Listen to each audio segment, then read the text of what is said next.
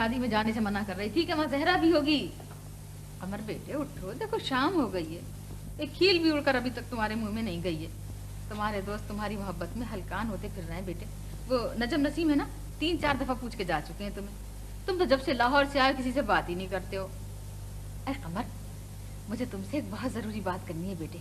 एक दिन पता है क्या हुआ, एक डाकू ये बड़ी छुरी लेके घर में ये कहता हुआ घुसी आया कि मैं कमर का उस्ताद हूँ, मुझको पैसा दो पैसा।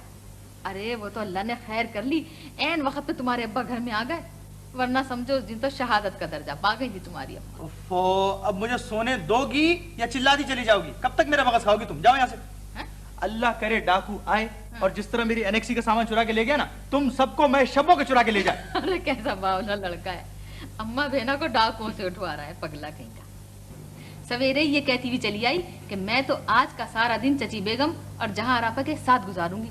वहाँ नासिर क्या सुरैया की चौथी है और ये यहाँ बैठी है।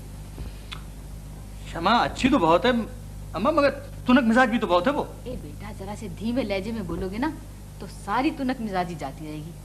तुम्हारे अब्बा की भी यही ख्वाहिश है कि वो तुम्हारी दुल्हन बन के यहाँ आ जाए। अगर तुम जरा अपने आप को संभाल लो ना तो चुटकी बजाते में सब कुछ ठीक हो जाएगा। ठीक है, मैं तो लाहौर गया भी इसी इरादे से था। तो फिर हे, मगर क्या करें, वहाँ शमा की एक दोस्त मुझे उससे ज्यादा अच्छी लगने लगी। अरे माँ को और दिखाई दे गई तुझे? दिखाई दे गई क्या मतलब? हाँ। अरे वो तो दिन रात मेरे साथ साथ रहती थी, हंसती थी, हंसाती थी, मगर अब रोएगी इसलिए कि अब मैं उसे भूल रहा हूँ। बेटा ऐसे दिल फेंकू हो मेरे बच्चे, रास्ता चलते में जरा जरा में बहकते हो मेरे लाल। अच्छा छोड़ इन बातों को, अब्बा का हुक्म है कि चाहे जमीन आसमान एक हो जाए मगर शमा को नहीं छोड़ना है किसी हाल में भी। 5 घी में है, बट ठीक कहते हैं, बेटे का घर भी आबाद और बाग भी अपना। शमा को भेजूं तेरे पास? हाँ भेज दो, लेकिन वो आएगी नहीं। अरे आएगी कैसे नहीं, तू देखता मैं तो रहे। जानता हूँ। अरे अच्छा देखो, हाँ। तुम ऐसा करो, हाँ। उसे कह दो कि वो कमर की तबीयत बहुत खराब है। हंस क्यों रही हो? अरे हंसने की क्या बात है भाई? चाहती हूँ, बैठा रहती हूँ।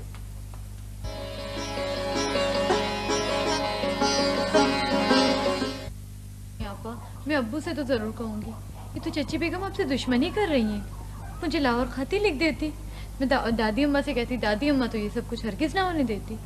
नाना मियाँ को रशीद अहमद खूब पैसा भर रहे हैं, इधर जेवर पे जेवर, कपड़े पे कपड़ा मेरे लिए चला रहा है। सबका मुंह ऐसा बंद कर दिया है कि जिधर देखो रशीद अहमद की वाह वाह हो रही है। मैं तो मुंह से बात निकालती हूँ तो अम्मा गुर्रा कर झपटती है बस। अल्लाह कुछ करे। चुप हो जाओ, अम्मा आ रही है।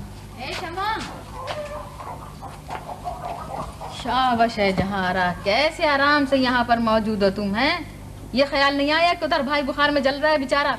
भाई कमर नहीं आया था तो तुमसे इतना नीवा के जाके जरा एनेक्सी में से पूछ ही लो। गई थी एक दिन एनेक्सी में, हाँ। टांगे टूटते टूटते बच गई थी मेरी। मैं कोई नहीं जाती एनेक्सी में। हाँ ओहो, जबान तो देखो कैसी तर तर चलती है। मैं नहीं जाती किसी एनेक्सी में। हाँ निकम्मी काम चोर कहीं की। तो क्या जाएगी, तो क्या करेगी काम? हाँ ये शमा ले बेटा, देखिए ये सिर के दर्द की गोलियां हैं, जरा जाके कमर को खिला दे। रात शादी में तो कमर भाई बिल्कुल ठीक ठाक। हाँ वो रात को तो ठीक ठाक थे। अरे नजर लग जाती है उसे, वो तो जब भी शेरवानी पहन के लगता है उसे जरूर नजर लगती है। रास्ता चलते लोग तो मुड़ मुड़ के देखते हैं उसे। माशाल्लाह लगता भी तो बड़ा प्यारा है। अम्मा तो उसे इतना चाहती हैं, अपनी औलाद से बढ़ के चाहती हैं। अख्तर तुम्हारे बाबा, अरे वो तो उसे कंधों पे उठाए उठाए फिरते थे। मगर है मेरे बच्चे की तकदीर, जब प्यार करने के दिन आए लोगों के तो हर तरह से धुतकार मिल रही है मासूम को। जब से लाहौर से आया है बुखार में पड़ा जल रहा है। अच्छा हम जा रहे हैं, आए जा रहे हैं। चल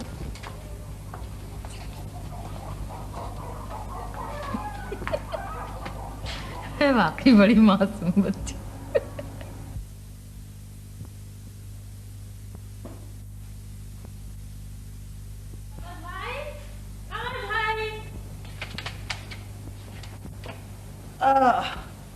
कमर भाई आ जाओ। ओह शमा आओ। अच्छा वो तुम आ गई। वो आए घर में, हमारे खुदा की कुदरत है। कभी हम उनको, कभी अपने घर को देखते हैं। तीमारदारी तो दुश्मनों की भी की जाती है। आप तो फिर भी भाई हैं। लीजिए गोली खा लीजिए, चची बेगम ने भिजवाई है। जहारा मेरी अच्छी बहन, वो जरा मेरा ब्लू वाला फ्लोर तो ला दो। अल्लाह कमर भाई इस वक्त मत मांगिए, वो तो गोदाम में पता नहीं किस बक्से में पड़ा है। ब्राउन वाला कहे तो वो ला दूं, वो अब्बा की अलमारी में है। तुमसे तो बीबी हाथ पैर हिलाना मुश्किल काम है। अरे अगर काम सीखना हो तो शमा से सीखो, इतने बड़े घर का इंतजाम अकेली करती है। और कैसा टिप टॉप काम होता है चाचा जान के यहाँ। तुम्हारे घर की तरह कुत्ते बिल्लियां मुर्गियां नहीं लौटती फिरती, समझी? हाँ, आई बड़ी काम वाली।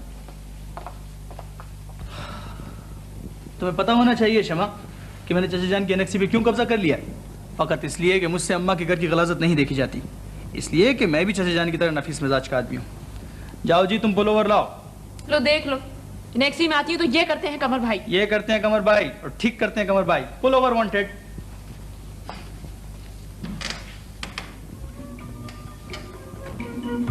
वाकई में एनेक्सी तो आपने खूब सजा रखी है। गोली तो खा लीजिए।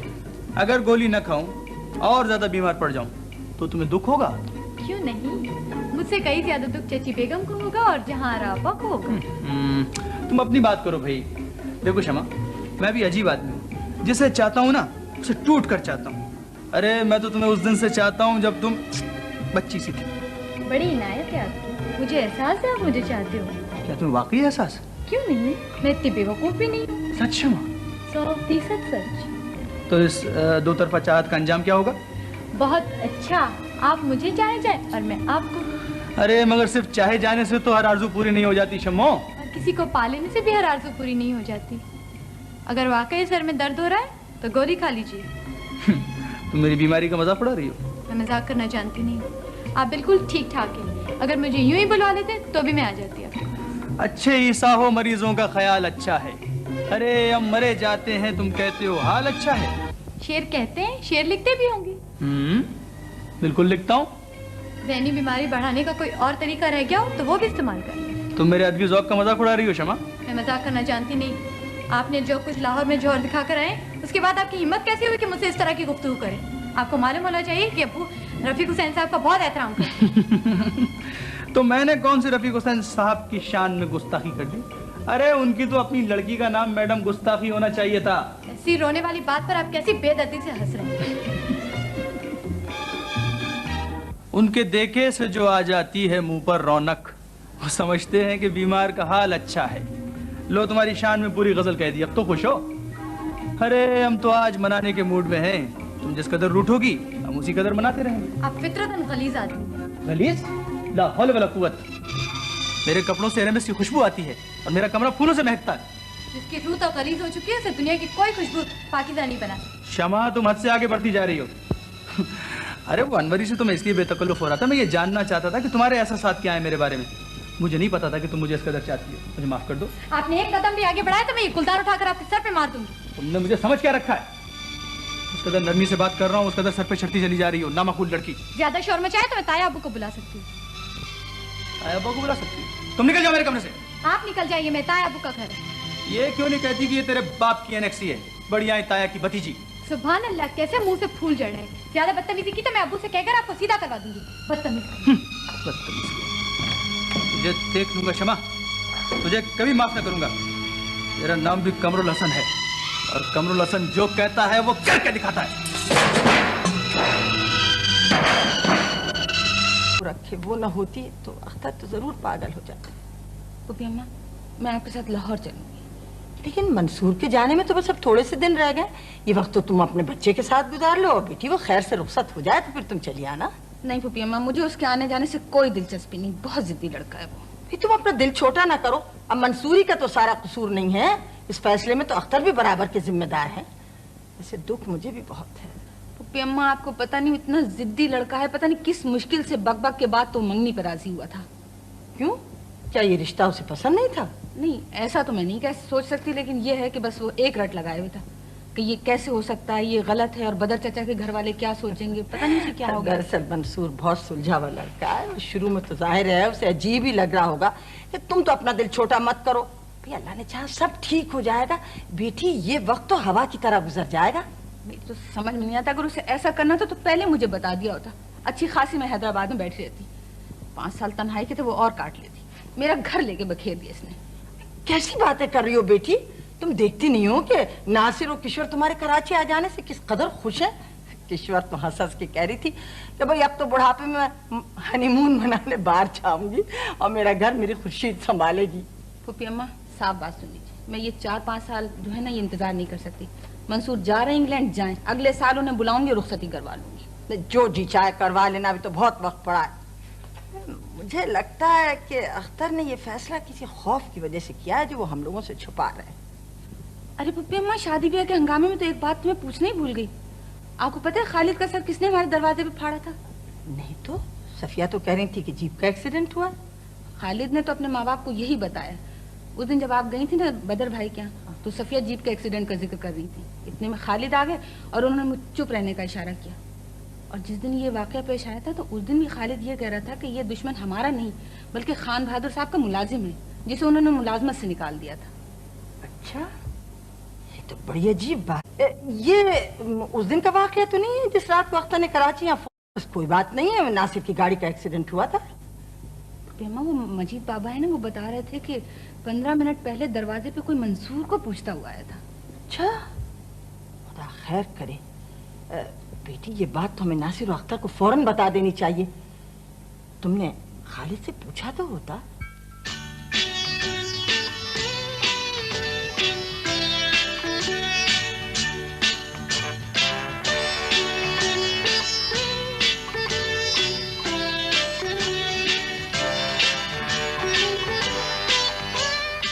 कुछ समझ में नहीं आता कि खालिद ने क्या सोचकर ये अहमकाना बात बनाई थी। राशिद, प्लीज खुदा के लिए अब इस बात को भूल जाइए।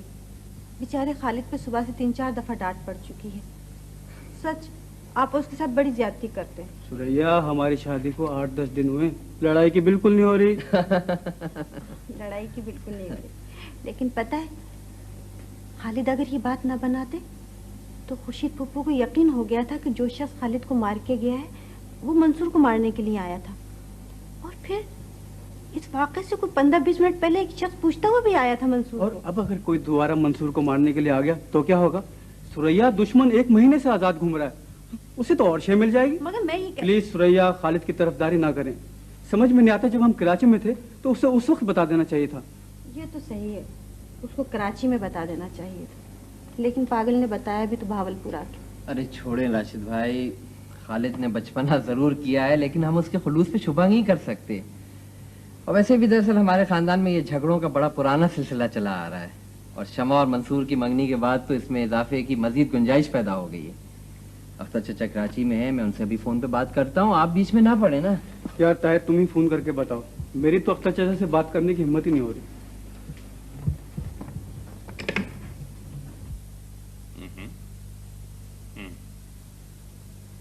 अरे ताहिर, खालिद बच्चा है, कोई ऐसी घबराने की बात नहीं। कब आ रहे हो तुम और नासिर भाई कराची वापस? हाँ, मंसूर को तो दाखिला मिल गया है रॉयल कॉलेज ऑफ सर्जन्स में। राशिद ने तो बड़ी अक्लमंदी का सबूत दिया है।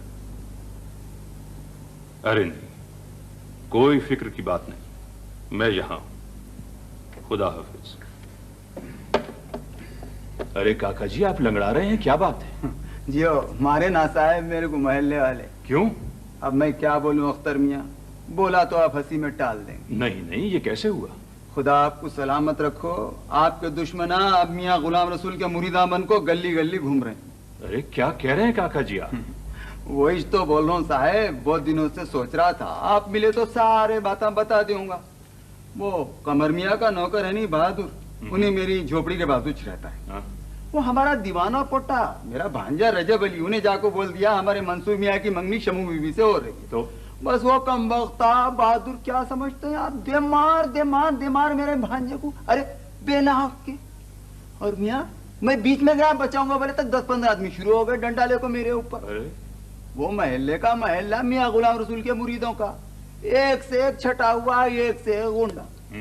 अब आप ही सोचो, सारे इज्जतदार लोग तो अपनी अपनी इज्जत समझ को अलग हो गए और यहाँ मेरी टांग की हड्डी सरक गई। बुढ़ती वक्त जुड़ती की नहीं जुड़ती की। लो, मैं बातों में भूल ही गया। आपकी चाय को बना को लाओ, पीते ही चाय? हाँ बना लीजिए। मैं अभी चला।